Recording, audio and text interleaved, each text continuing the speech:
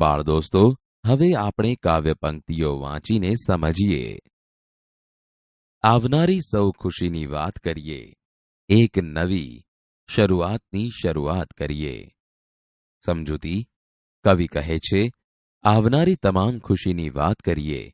ઘણી રીતે આપણે જૂનું જીવ્યા છીએ.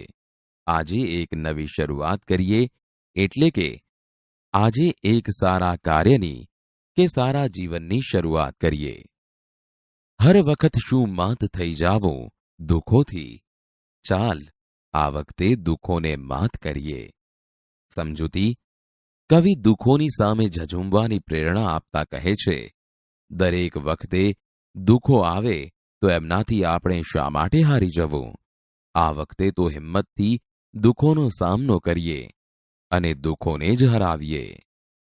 બહારથી દેખાય જેવી સ્વચ્છ સુંદર દોસ્ત, અંદરથી એવી જાત કરીએ. સમજૂતી. કવિ કહે છે, દોસ્ત, આપણું વ્યક્તિત્વ કે સ્વભાવ બહારથી જેટલું સુંદર દેખાય છે, તેવું જ આંતરિક વ્યક્તિત્વ વિકસાવીએ. હોઈએ ત્યાં મહેકતું કરીએ બધુએ, ઘર, નગર, આખું જગત રળિયાત કરીએ. સમજૂતી. કવિ કહે છે, જેમ જ્યાં ફૂલોની હાજરી હોય છે ત્યાં સુગંધ હોય છે, તેમ આપણે જ્યાં હોઈએ ત્યાં બધું મહેકતું કરીએ. આ રીતે આપણું ઘર, શહેર અને સમગ્ર જગતને સુગંધથી સુંદર બનાવીએ.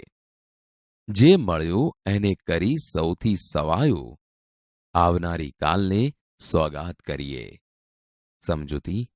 કવિ કહે છે, આપણને જીવનમાં જે કાંઈ મળ્યું છે એને એનાથી વધુ સારું કરીને આપણા ભવિષ્યને એની ભેટ ધરીએ.